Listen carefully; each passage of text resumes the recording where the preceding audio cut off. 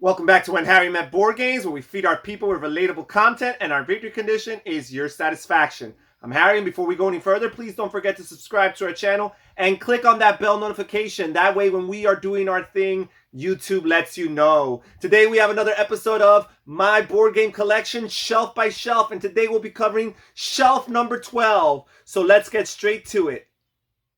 Is shelf number 11. So the first game you see here on the outer side is 1960, The Making of a President, a game designed by Jason Matthews and Christian Leonard, published by GMT Games. Jason Matthews is of Twilight Struggle fame, also by GMT, very massively successful game. And this is a very similar game in the sense that it involves politics, some real world events from back in the day, a geographical map. In this case, it's a map of the United States of America, and some cube pushing as players are vying for control of different areas and different territories. In this case, this reenacts the election from 1960 between John F. Kennedy and Richard Nixon. And one player, it's a two-player only game, takes the party of John F. Kennedy and the Democrats, and the other player takes on Richard Nixon and the Republicans. And basically, you're using these multi-purpose cards in order to carry out your actions. And you could use these cards to either trigger some events that correspond with real life historical events that took place, and they give you some sort of advantage, either help you out, help your candidate out, or really are detrimental or hurtful to your opponent, the other candidate. Or you can use your cards for campaign points. And basically, you use your campaign points to add support or cubes, which represent your support, onto the different states that you're trying to vie for controlling.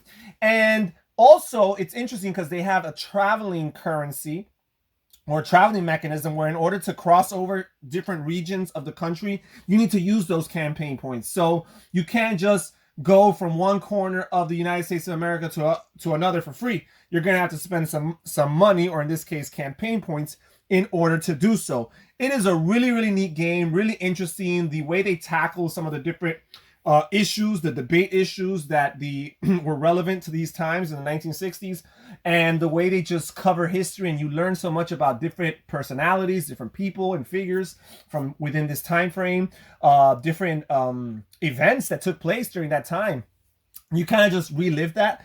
Really strategic, really thoughtful game. Not the prettiest game. GMT is not necessarily known for their component quality, but at the end of the day, you play this game for what it does, for what it is, and again, it's very educational even, you could say. My game here, 1960, Making of the President. Now we have the rest of the shelf, and we have here on the top, we have Shadows over Camelot, which is designed by Bruno Cathala and Ludovic Mablanc and published by Days of Wonder Games. This is a great cooperative game with a King Arthur theme.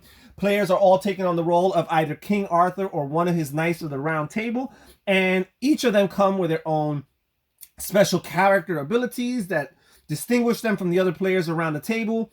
Really, really cool. Nice little miniature pieces to represent each of these different knights and King Arthur himself. And we're going through Camelot on a bunch of different quests in order to stop the Pips and the Sacks, or to prevent the siege of Camelot from all of these siege cannons or catapults that are trying to overthrow the castle. You're fighting with the dragon. You're trying to search for Sir Lancelot's armor, the search for the Holy Grail, and also the Sword in the Stone, Excalibur. All these really, really cool things. And basically, you're just playing cards. I had this upside down. You're just playing cards.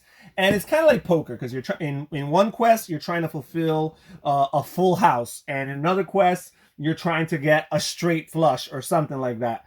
And it's really cool because you're only playing these cards one at a time, and the information is secret. You cannot communicate what you have in your hand with your teammates. So you have to trust your teammates, and that is so crucial because in this game, there's the potential of a traitor. Very likely there will be a traitor amongst you, and that adds to the tension in the game because this game forces you to trust your opponents, but at the same time, you remain with that doubt in your head, in your mind, if one of these people around you is being disloyal, right? And trying to be an obstacle to the objectives of the Knights of the Round Table and prevent you from accomplishing your goals.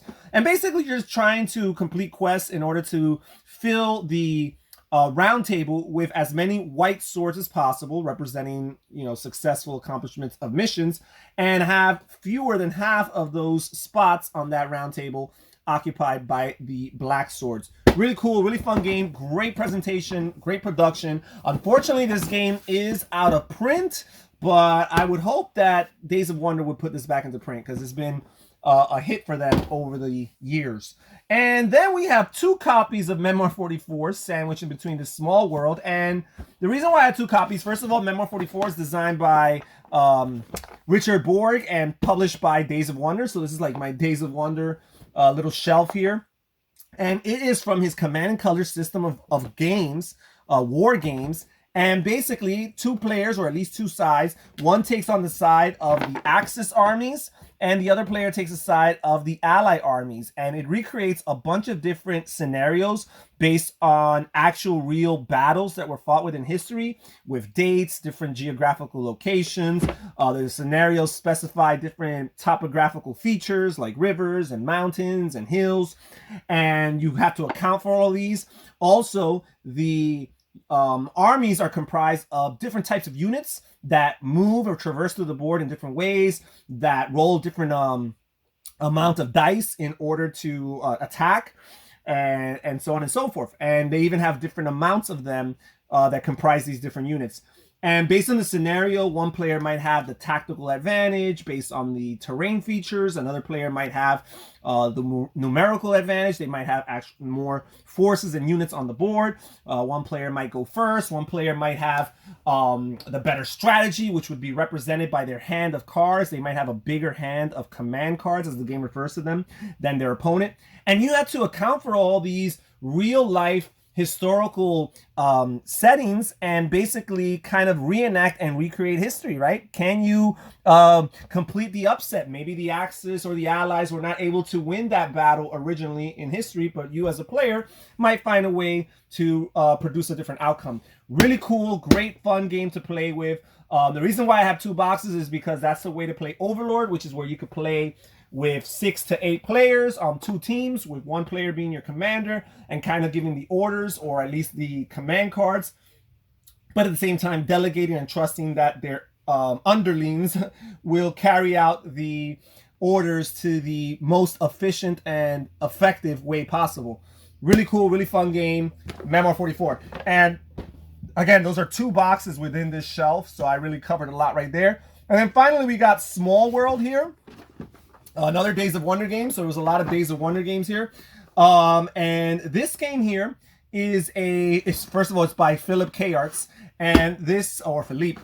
And this game here is a fantasy-themed area control game where players are vying for control over this very condensed, or densely populated, I should say, board here. And basically, the board adapts to the amount of players. It comes with 4 different boards for player counts ranging from 2 to 5, so that it always feels tight. It always feels small. It always feels like there's not just enough space for everybody. So we really had to engage in lots of combat and fighting. But truth be told, this is very deterministic combat where all you have to do is turn in a certain amount of tiles representing your units. Your units are represented by these tiles. And as long as you turn in more tiles than the value of whatever area you're trying to conquer, which is always 2 plus the amount of tiles that an opponent already has there. As long as you do that, you're guaranteed the victory, right? Every once in a while, you don't have enough tiles and you do have to roll a die.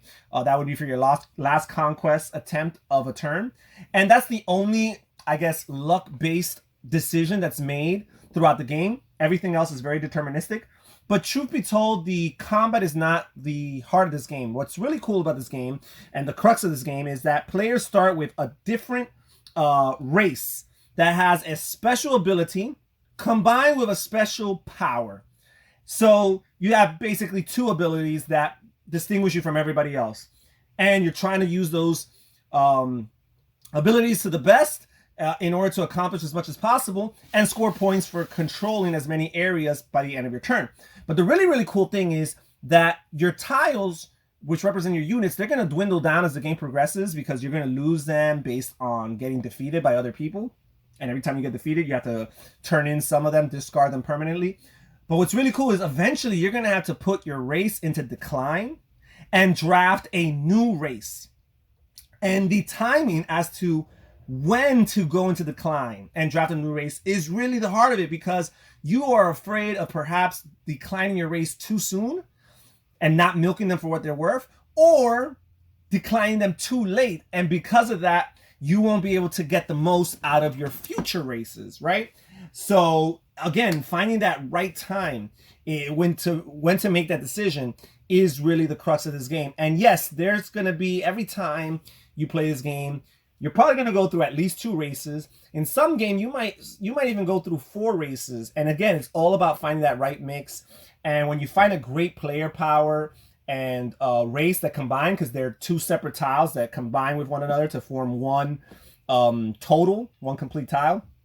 When you find the different races and powers combining with one another, you just find some real amazing, overpowered races sometimes.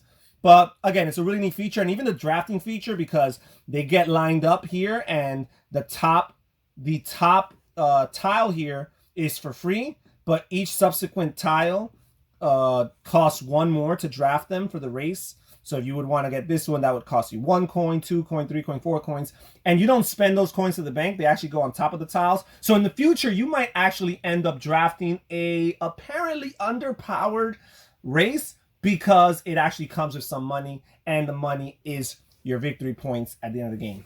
And that's pretty much it for Small World, and that is it for today's episode of Board Game Collection, Shelf by Shelf, shelf number 11. Thank you so much for joining us here on Harry Met Board Games. Please click on one of these videos on the screen right now. If YouTube is showing them to you, it's because they think there's a really good chance that you will like one of them. Also, click on the description down below and check my link to my Patreon account so that you can see how you can support this channel and become more involved with the behind-the-scenes process. Research and find a tier that works for you. This is Harry saying take care, everybody. Stay safe, stay healthy, and have fun gaming. Bye-bye.